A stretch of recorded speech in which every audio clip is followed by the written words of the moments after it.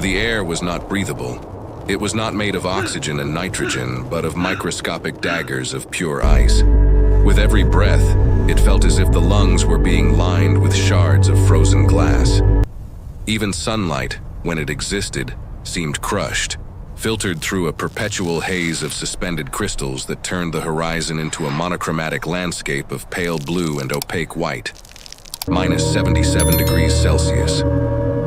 That was the number. The silent death sentence that wrapped the Siberian taiga that winter.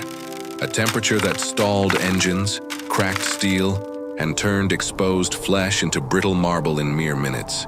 It was the absolute limit of what life could endure. And right in the middle of that white inferno, surrounded by kilometers of untouched and lethal forest, stood Ilara Petrova, 91 years old.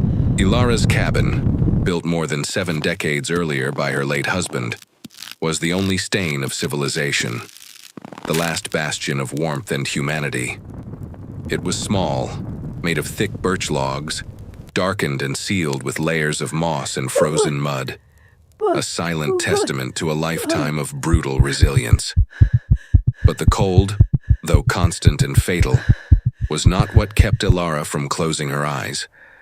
It was not what made her old, weary yet stubborn heart beat with an irregular, hurried cadence. It was not what forced her to hold her breath, listening with an attention that age had failed to steal, to every sound that broke the polar night silence. What terrified her was the moving shadow, the eyes glowing in the opaque darkness beyond the cabin's perimeter, circling the only source of heat for miles. What paralyzed her was the visceral ancestral knowledge that she had been found, tracked, and surrounded. The pack had arrived. They were not just 2 or 3 starving wolves displaced by the brutal scarcity of prey at winter's peak. This was the Ashen Pack, legendary in the region, known for its unusual size and, more importantly, for its almost human predatory intelligence. Ilara had heard the howls at dusk, a long, melancholic, calculated sound, not merely a call, but a declaration of intent, a tactical siege. Ilara dragged herself from her bed of hides, her knees grinding painfully. Her movements were slow and deliberate, burdened by 91 years of hard living, yet her mind remained clear and sharp as ice. The fire in the wood stove flickered, casting dancing shadows that intensified the sense of claustrophobia and vulnerability. The heat inside, perhaps a comfortable 5 degrees above freezing, was a luxury she knew drew her predators closer.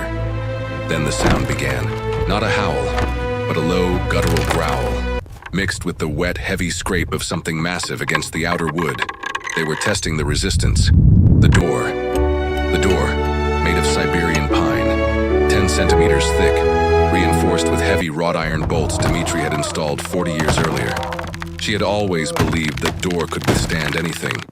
Bears, raging winds, even oblivion itself. But the impact that followed made the entire cabin groan and crack. The wolves were acting in coordination.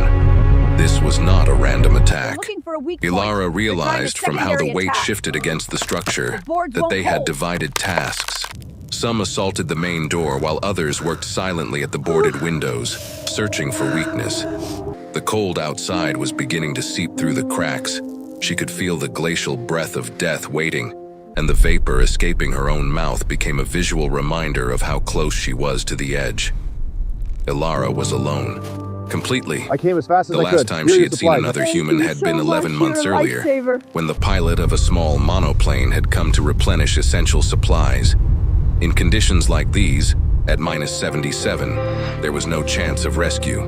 Radios failed, fuel turned to gel, and even the thought of seeking help was a cruel fantasy. Her only defense was her wits and the solidity of that old cabin, but the cabin was failing. The generator, which powered a single kerosene lamp, had stopped working 3 days earlier. The lamp oil was nearly gone. She depended entirely on the inconsistent heat of the wood stove, and her supply of dry firewood was dangerously low. The cutting irony was that if the fire died, it wouldn't be the wolves that killed her first, but the ice freezing her blood in her veins within hours. She paced in slow circles, eyes locked on the door. She had no weapon. Dmitri had been a hunter, But all his guns had been sold or traded for supplies when life became too costly.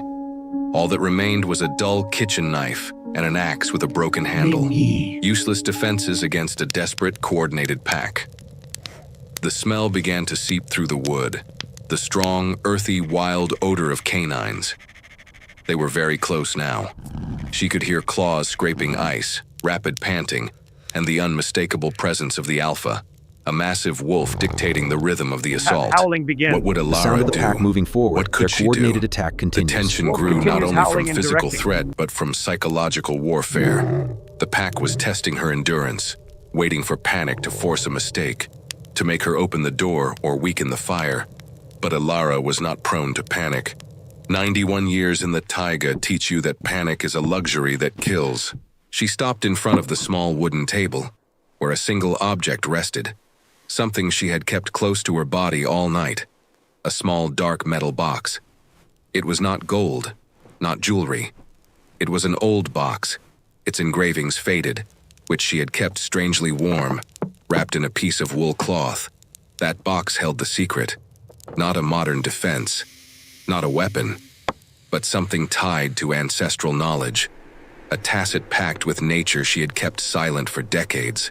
She opened the box just a crack, and a strange odor escaped, slightly sweet and earthy with metallic notes.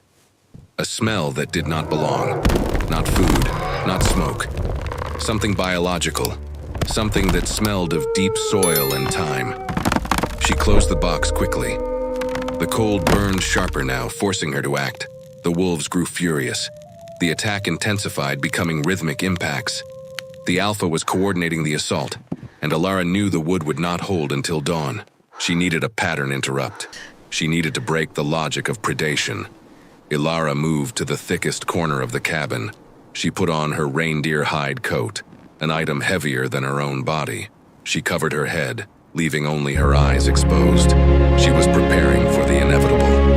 In that moment of inner stillness, as chaos howled outside, she remembered Dimitri's words. When a wolf looks at you, it doesn't see flesh. It sees your intention. Her intention. Alara had no intention of dying there, frozen or torn apart. But she also had no intention of fighting conventionally. At 91, life had become a constant negotiation with death. She was about to make the final negotiation, the boldest one. The final groan of the pine door was imminent. She could hear fibers tearing, crying under the concentrated force of teeth and claws. A thin beam of icy light pierced a new crack, and for a fleeting instant, Alara saw coarse gray fur and the malignant gleam of a yellow eye staring inside.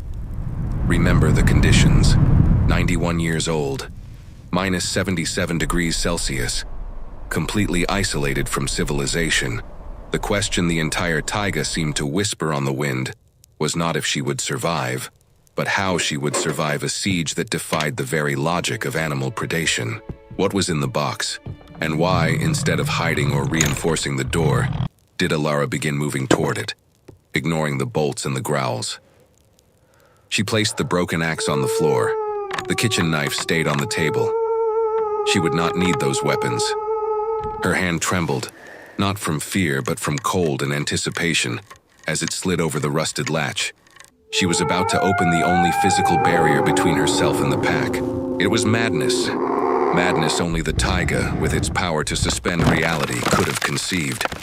She knew that the moment the door opened, she would be defenseless. The alpha's scent was overwhelming now. She could feel its hot, offensive breath. Alara made the choice. With a slow, deliberate pull, accompanied by the sharp, horrific sound of wood tearing completely apart, Alara Petrova, 91 years old, opened the cabin door to hell at minus 77 degrees. The pack's roar was immediate and deafening, a chorus of hunger and triumph echoing across the frozen vastness. The first thing that entered was not a paw or a head, but a glacial wave of cold that nearly knocked her over. What the wolves expected was a cowering victim, a helpless old woman, or perhaps a desperate shot. But what emerged from the cabin, along with the last breath of warmth, was not a scream. Alara raised her hand, revealing the metal box. She opened it fully, allowing the strong, alien scent to spread through the frozen air.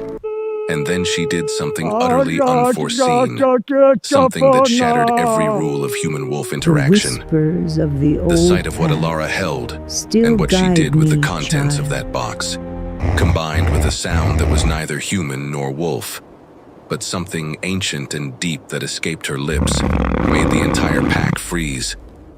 The Alpha halted mere centimeters away, its growl dissolving into confusion. What happened next defies all logic of predation, survival, and nature itself. What Alara revealed, and the immediate shocking reaction of the wolves, is about to change everything you think you know about coexistence at the edge of life. If you're shocked by what Alara just did and want to know the secret she guarded for decades, what was inside the box, and the final outcome of this epic confrontation, leave a like now and comment the word wolf for part 2.